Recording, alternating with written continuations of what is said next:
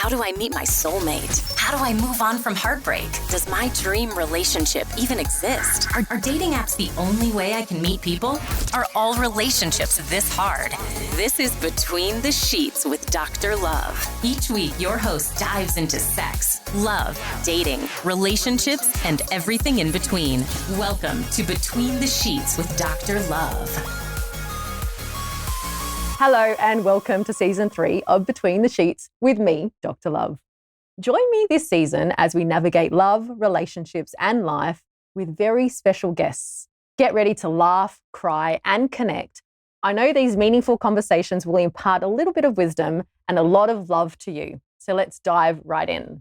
So Cassandra, thank you for joining us today. Thank you for having me, Dr. Love. Oh, I wouldn't want anyone else on for this episode. So there's so much about you that we get to see on social media, it's reality TV, but I want to know a little bit about your day-to-day stuff. You've got jewellery going on. I see you in Melbourne and there's this expansion. Tell us a little bit about yourself and what you're doing. Yeah, so my average day is basically wake up, have my lemon with water, I head to the studio, which is on Hutt Street in Adelaide, and I've got a team of 5 and we do amazing, beautiful jewellery, so engagement rings and wedding bands. And then, yes, I've also expanded to Melbourne and have a studio in Pran, which is amazing. And so when I go to Melbourne now, it's me. So we book out the appointments and I go about once a month and then I see a whole lot of clients and fly back to Adelaide. How did that, you're just so brilliant at your work. Like people will see your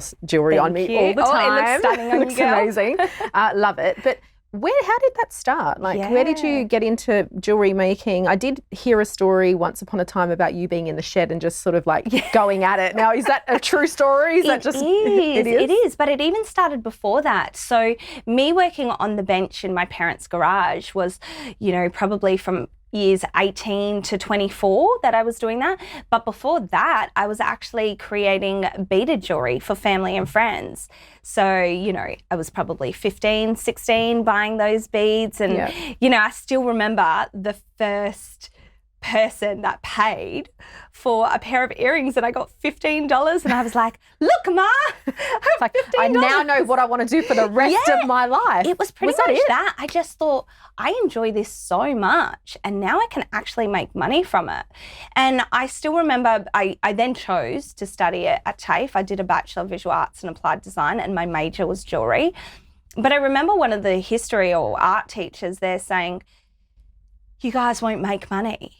And I thought, no, I'm not going to take that away with me and let that be, part of my character or something I've just learnt and I'm going to take it on board. I just thought I'm going to park that and I'm going to try and make something of myself. I'm not going to let my parents pay for my education and then not do something with that. So you must have been pretty passionate to not let that sink in and almost be the dialogue for you moving forward in your career. Absolutely. I was at the Kid Leroy concert here in Adelaide and he was on stage and he had a teacher in the audience say to him, you don't know how to sing and you're never ever going to make it. And so that teacher in the audience, he called her out and pretty much was a big fuck you.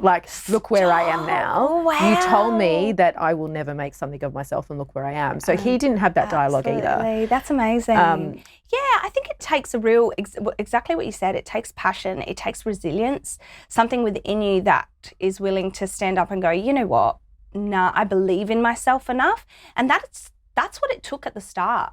When creating my collections, it was about what do I want to create that I would want to wear. And it really resonated with girls, with women later on when I was doing engagement rings, that what I was creating, that I was designing for myself that I would wear, that they loved it. It was when I stepped away from that and would do maybe a piece or design a piece that I was like, I think this is not bad. Someone will wear it. That's when it doesn't resonate. So they're like passion pieces. Yeah. It's like every time you're working on something, it's like a passion piece. Absolutely. Yeah. Yeah. I remember a client coming to me saying he wanted a specific pair of earrings and he had designed them.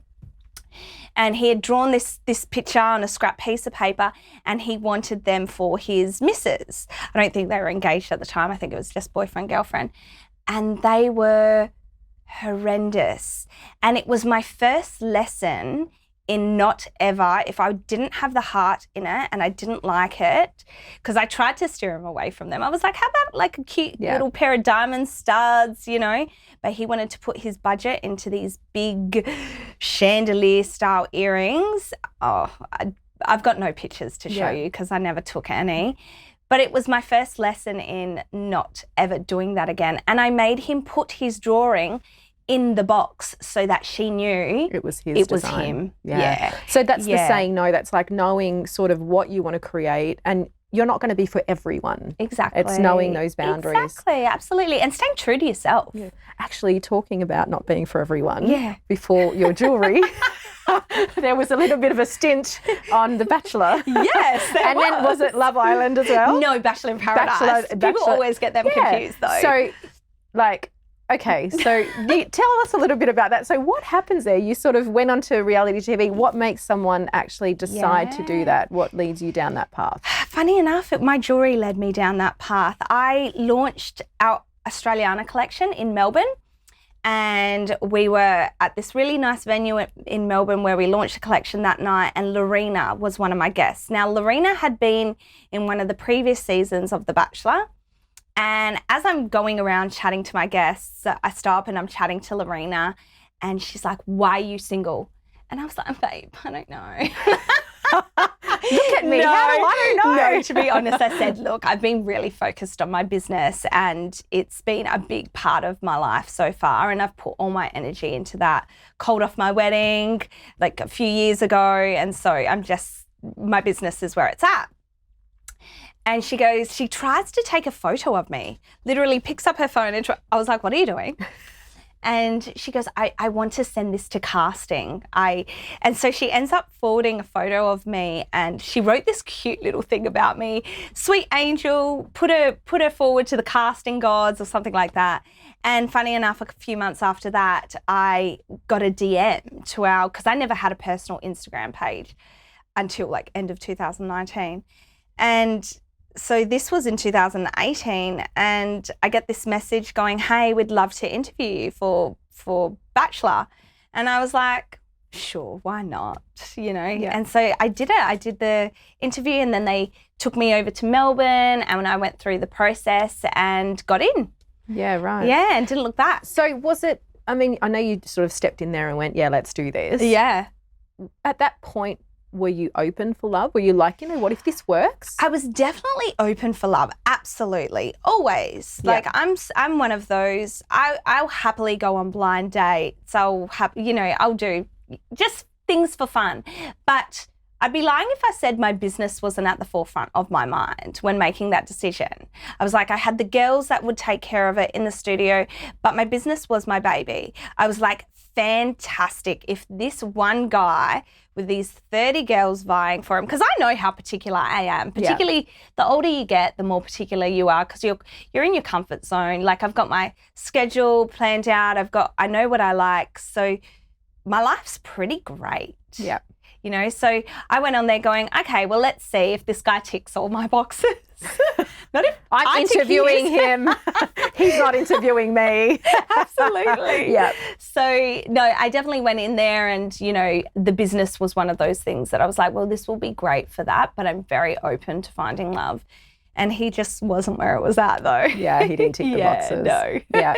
So I guess moving forward, no, let's go back a bit. Yeah. Because you actually said that you were married. You were going to get married, and you called it off. What's the story there? Because have we even heard about that story? Yeah, did that come out anywhere? I don't think I've heard. Out of left that field just came out of left field. I'm like, oh, I need to know about that. What? So I met this guy when I was 21. No, I met him 21, got together 22. And we were not right for each other. But we were together 4.5 years, and he proposed in New York City, and I was 25 when he proposed, and I said yes. And I don't know why. It's one of those things that even that night as we left to go out for dinner, I said, please don't propose tonight. And he did, in a horse and carriage in Central Park. And when you're faced with that kind of decision, that grand gesture. That grand gesture. In New York City with a horse and carriage. In a horse and carriage. Pretty perfect with the right person, right? Yeah, on paper, absolutely. Yeah. Yeah. And I'm sitting there looking at this diamond that he's presented to me. And I'm like, yes. And then it was rainbows and butterflies until we got back into Adelaide, and then we were dealing with the same things we were constantly dealing with, and there was a real incompatibility there. And that was my biggest lesson in learning to listen to my intuition. From the moment I called that off and I went straight to his house this one day, it was 6 weeks before the wedding. Wow. I know. You would have already had all of, I know Europeans, like everything was sorted. Yeah. You're ready to get married. Like, absolutely. I hadn't sent out the invitations. So this is when my mum knew something was very you were hesitating. Wrong. And I went to him and I had everything I wanted to say ready in my head. And I said it all, and he kept his head down, and I walked away. And it was, you know, when they say a weight lifts off your shoulders? Yeah. Quite literally, I felt lighter walking away from that. And I take a lot from my dad. My dad is this very strong Italian man, and he's like, you know, you deserve this. And whereas my mum's, that's softer. Oh, I hope he's going to be okay, you know. And so I'm very much, particularly in this situation, I had those characteristics of my dad. Where you needed it. When I needed it. Because you would have otherwise stayed. Correct. Because you would have felt guilty or bad for how he would have felt. Absolutely. But then been in a relationship for a long time and forgotten who you were and what you needed. That's right. Yeah. And there was a lot of clarity coming out of that. And even when I heard from him, you know, following that, he even said, hey, let's just go on the honeymoon that we had planned. How about no? Yeah, but it was that clarity of, I'm so much better off without that. And I still remember being home on what would have been my wedding day, and it was a scorching day. It was like one of the hottest days on record. It was like 43 degrees, 44 degrees. It was so hot. And I was like, this is a good day to stay home under the aircon. I just remember thinking, I'm so glad I'm here. And not getting married on a 43-degree heat. Because you struggle with your hair in studio. Imagine at the wedding. Exactly. Yeah. So that was very much one of those life-changing moments. And I found a lot of people coming to me for advice following that. Cassandra, how did you do it? People that were battling with their own decisions in their own life, whether it was similar situation or something else, wanting to know how I found the strength in doing this. And there were a lot of sleepless nights before I did do it. There was a lot of dreaming about it being my wedding day and crying on my wedding day. And the day I did it, I slept like a baby. So it was a pretty good indication that I'd made the right decision. Yeah. And that was sort of two lessons that you sort of spoke about today. And both of them were about, you know, learning to say no. Yeah. The first one was your jewellery, and the other one was, you know, with your wedding, and feeling obliged to make somebody else happy. But really in your gut, you knew that you shouldn't have been there. So there was two. It's so important. It's so important.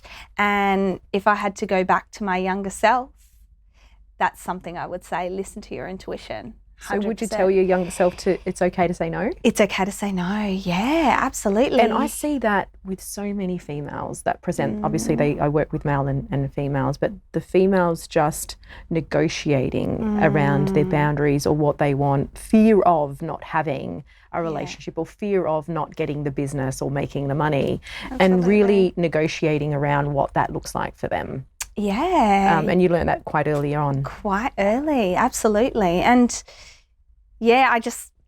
exactly right. Listen to your intuition. And I think generally your first response, before you get other people's opinions on things, you know, we get so caught up going, hey, what do you think of this top on me? Hey, what do you think of this top on me? Yeah. Your initial reaction, do I like this top? Yeah, is the right one. Yeah. Exactly right. And it's true. So how we shop is generally how we do life. Yeah. Right? And I did this in my training. When I did my NLP training, they made us go out in the city streets of Sydney, in George Street, and try and pick people off the street to work out what the way they did life based on the way that they shopped. And so we had to go out and observe how people went in and whether they looked at a garment and purchased by visual or wanted to feel through kinesthetic, or took a risk and took it, or had to ring someone to ask. And all of those themes show up in life the way you shop. That is so interesting. Well, if you put something on, like you said, right? If you doubt I'm really yourself, decisive when it comes to shopping. Yeah. Right? So you put it on, feels good, looks good, yes, I love it. You don't need to ring 10 people to go, what do you think? Take a photo. Right. Should I get this? Exactly right. But people in life that doubt their intuition or their first thought will ask somebody else's opinion. And then it gets clouded. Yep. Yeah. Yeah. So they already had the instinct. Exactly. They doubt it. Exactly right. 100%. Yeah. So it's shopping and life. It's Same so thing. good, right? Wow. I'm a big online shopper, actually. I'm just like, add to cart, add to cart, add to cart. Yeah. So the online shoppers are good because they're decisive. They go, I know what I want. How funny. Yeah. That Which is so also funny. makes you people hard to date. I think you've hit the nail on the head. Because it's like, I know what I want. And if you're not there and you're not there in my cart, it's because you don't tick the box. That is so funny. And is that you? That is me. Because we haven't got into the questions about dating yet. You know me. But that's how people shop. That is very much me. And I believe, honestly, the shopping pattern has obviously changed since I was an 18-year-old girl to where I am now. You know, I could look back and I would take my mum with me to go shopping when I was younger. Yeah. And mum would always say, if in doubt, leave it out. Yeah. You know, if I'm not sure about something. So that shows that there was still, just my decision making wasn't what it is now. Yeah. Clearly. Can we just take your mum's words? Because I'm going to put that as a slogan with all of my clients out there dating. If in doubt, leave it out. Like, you should never be left in doubt. Yeah. Is this for me? Does he like me? Does she like me? Are they into me? You should always know. I feel like a good part of my years recently was in a situationship. Yeah. Where it was like, no, I feel like this has a potential to go somewhere. And no, babe. Like, when you're on the outside looking in and you've definitely, battled it, left it behind, then you go, damn. That was never going to be. Yeah, that was going to So were you attached to what it could have looked like if it worked out? Is that what it was? Yeah. The idea of if this worked out, this is how great it could be? Yeah, absolutely. Yeah. And we're talking about a recent situation. And I mean, well, not so recent, but this guy really made me laugh, and laughing is so important for me, and having fun in a relationship and that banter. And he really made me laugh. And I think you blow things up more than they actually are. Yeah. Especially when you want it to happen. Absolutely. Yeah. Absolutely. So the little things that they've done, you make it look this big in your mind, because it's like you're convincing yourself. 100%. This is it. This is actually going to work. This is the one. Yeah, right. Was not the one. No, because it was a situationship. Yeah. So were you left doubting sometimes what this is? Like, what is this? No, I wasn't, because it hadn't gotten that far yet, to be honest. Yeah. It hadn't gotten that far, and, there was miles between us, different states, and it was more of a friendship, to be honest, that I thought, wow, I wonder if this has the potential to go anywhere, and wanted it to. And now I just think, no, that wasn't supposed to happen. Okay. Yeah. So I guess when it comes to love, has there been anything, the theme of, the podcast that I'm finding when I'm talking to people is that work has been a priority for people, especially for those hustlers or people that have their own businesses. Like, that's been a priority. Yeah. Is it just work that's hindered you in your love life, or other things that have come up for you that have got in the way? So the story goes, I was engaged, right? After the wedding? Yeah. So after I called off the wedding. Oh, another first. I'm loving this episode. No, just the one wedding. Okay. Oh, my goodness. Okay. So the story goes, just that one, in my mid-20s. Yeah. Called it off. My business skyrocketed. So what happens when you let an anchor go? Yep. Wait, no, we'll release an anchor. Release the anchor. Yeah, so take the anchor off. So essentially my business boomed. I put all my energy into my craft and creating this business, creating my little empire, and that's what happened. So business got really, really good. So good to the point that when I bought my apartment and I had guys coming at me, I was like, no, I'm really not interested in a relationship. No, I'm really not interested. But somehow I still ended up in another kind of relationship. He wasn't the one for me either. That guy. And then, funny enough, again, it happened. And this time I'm in my early 30s now, another relationship. And I'm like, okay, am I ready now? Like, do I want this? And quite quickly he came in, I want you to meet my family. But started saying things like, I want to marry you. I want to have children with you. Really quickly. Red flag. Babe.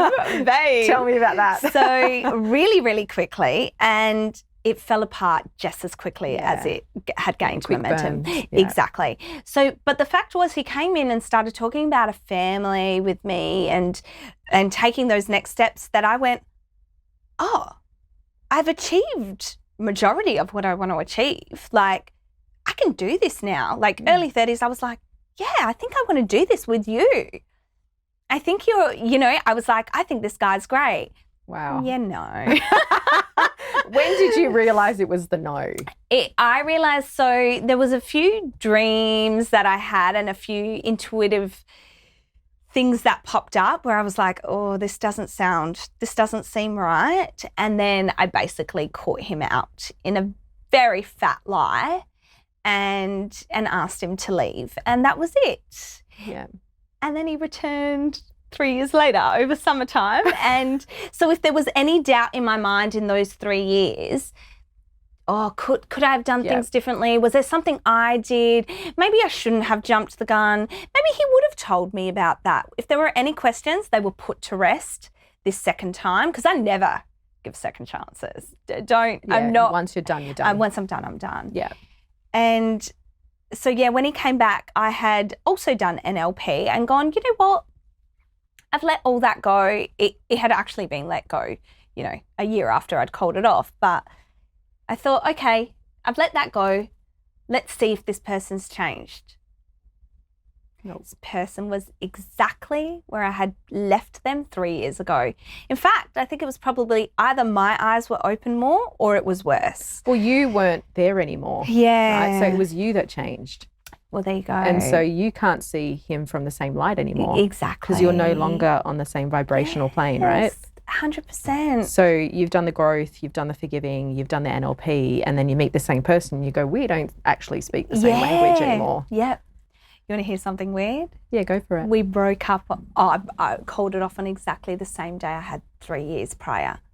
Oh, no way. If that doesn't tell you, like time loops exist and we have to learn lessons sometimes. It's like the universe throwing it at me again and going, hey, Cass, let's see if you actually learn your lesson. Let's see. Let's see if you're really honouring where you want to go. Because I'm going to give you another chance. Yes. I'm going to throw it at that. And if you're a sucker, you'll show me that you're not committed to moving forward or growing or actually having the life that you want. So let's put this in the mix. 100%. And then he shows up and you're like, nah. I'm going to take it, universe. Thanks for the lesson. See you later. Exactly. Yeah. Exactly. Yeah. So to answer your question, yes, my business took center stage. It was the one and only. That's what I was focused on. I wasn't taking dating very seriously. These guys were just coming and they were kind of a sideline to what I was doing. Yeah. And it was only early 30s that I went, okay, I think I've done a lot of stuff now. Maybe I do want the family now and the companion, only if I'm filling their cup as much as they're filling mine. You don't want someone that's, you don't want to be just all the giver or all the taker. It needs to be a fair exchange. Absolutely. Is there something that you look for in a partner? Is it something that you know that you need or you want? I think there's too much that I look for, but I don't Give me some of them. What are they? Like I've got to be very attracted to them. Physically attracted. Yep.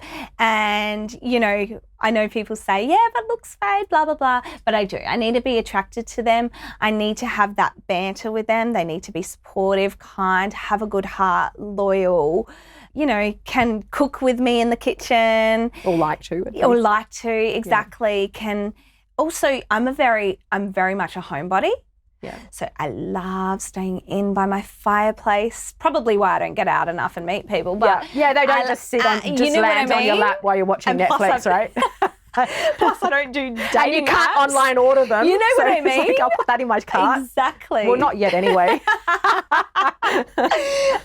It's very much, I like staying home. So someone that matches that energy, I love to go out for dinners, but I also love downtime and me time as well. And I think a lot of people do. A lot of guys still like their own me time too, which is great. Yeah. So, and I'm close with my family. So I family values, they've got to have family, that. Absolutely. So do you want to have a family of your own at some point? Is that been something that you've considered? Initial reaction, yes. I'll say yeah. all right, go with that. Exactly. Before my 30s, I would have gone, I don't care. Yeah, right. There's still very much part of me that doesn't mind. Like if it's not meant to be, then it won't be. So you're happy either way. There's no resistance to yes or no. It's whatever. Yeah. Put it this way, I'm not going to freeze any eggs. Okay. Like I am, whatever's meant to be will be. Yeah. So I'm not putting, there's no pressure on myself. There's or anyone else. Exactly. There's no age. I've got to,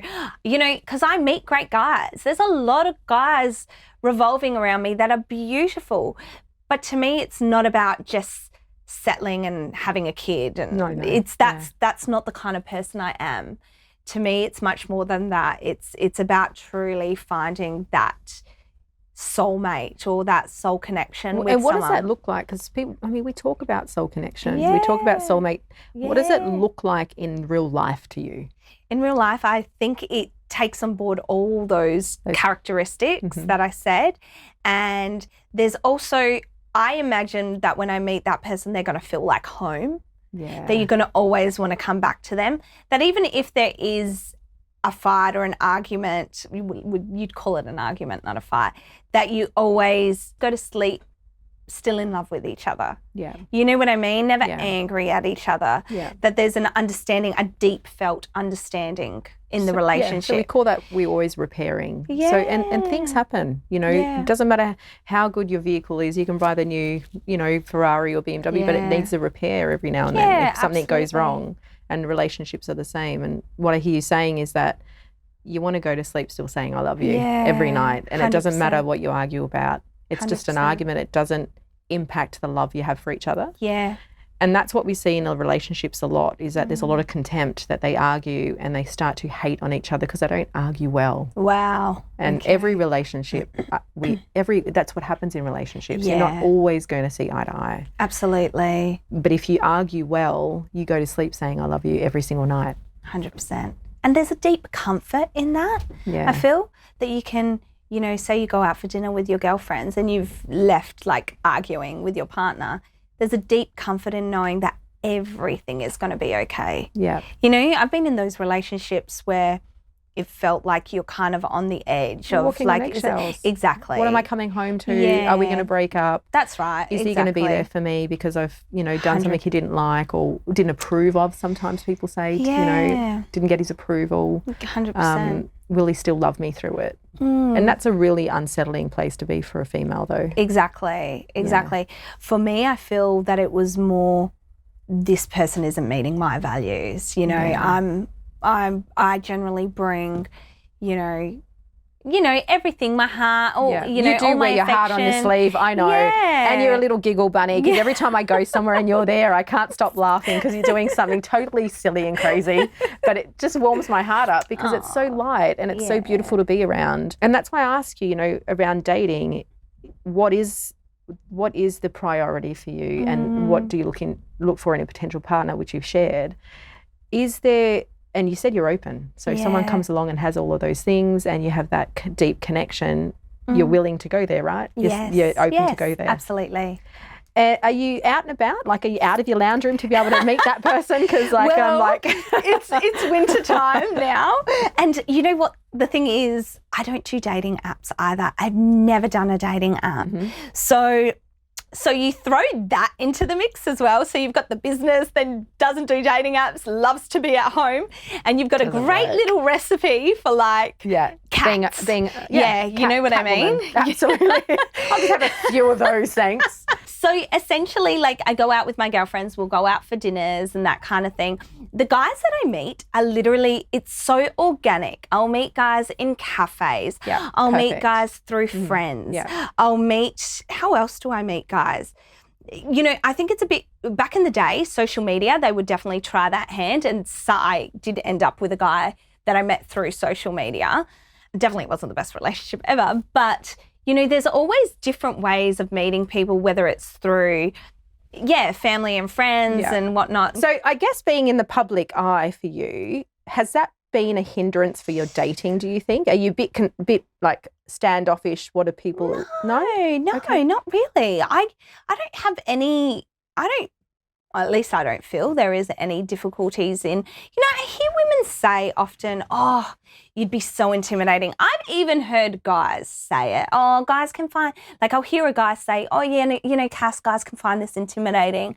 And I'm just like, well, if they find it intimidating, they're clearly not the guy for me. Yeah. You know, because a guy has to kind of, you know, they've got to come up to your benchmark really and be on the same vibration as we were talking about vibration. I get that because I get that conversation too, but I will be honest with you, I get that with women that have lost their femininity through their career. Right? That divine feminine energy. That is where men are not that they're intimidated. They don't know how to interact with a woman that's lost her femininity. Yeah. The feminine energy, because how do they show up as a man? Man, exactly. And exactly. You haven't lost that. Oh, thank you. So like you're this, you know, boss woman and you've got this beautiful career. And I say beautiful because energetically it's a beautiful feel. Oh, it's soft, it's feminine, it's the way you carry yourself, it's the way you make your jewelry pieces. They're amazing. Like I love them. Thank you. And so I think that's why maybe you're not feeling that that's true. Because for you it's not, because you're still very female. You're still very feminine in your energy. Absolutely. Yeah. And so you leave room for a man to show up. Thank you. Yes. And that's why a lot of the women that are stuck in corporate big jobs, you know, big businesses that are running quite a masculine role and energy, unfortunately deters a man from showing up. Yeah. Because they're like, where do I fit into this?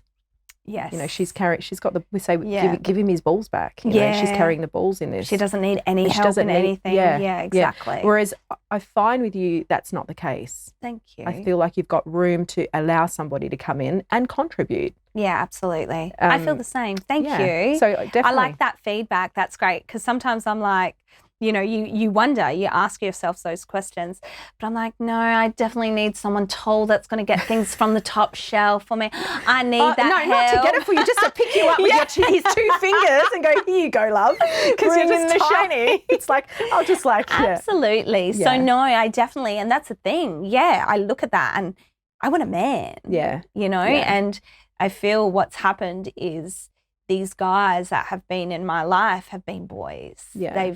They've been stuck in that younger mentality of not wanting to step up, really. And that's just on them. That's their personal, whatever their, you know, whatever their life stay holds. there. Exactly. I think the point is that you haven't stayed there. Yeah. And so you've developed as a woman and you've become very clear about what you want. So now you also open yourself up to create something quite beautiful, a bit like your jewelry, because, you know, relationships can be like that. Yeah, that's so sweet. Because you go from your gut and they're passion pieces. Absolutely. And that's what relationships are, they're passion pieces. It is so, so true, so true. So no, after being on television, like I don't find that it's been a deterrent for any, like it's, in fact, it just, you know, it's just one of those things that people find, you know, kind of this quirky little attribute, I think. Oh, I love talking about it. Oh, there's Cass, and I get to see you on the screen. And is there anything else we need to be mindful of moving forward? Are we going to see you on the screen again soon? No. Okay. I got asked to do something else following Paradise.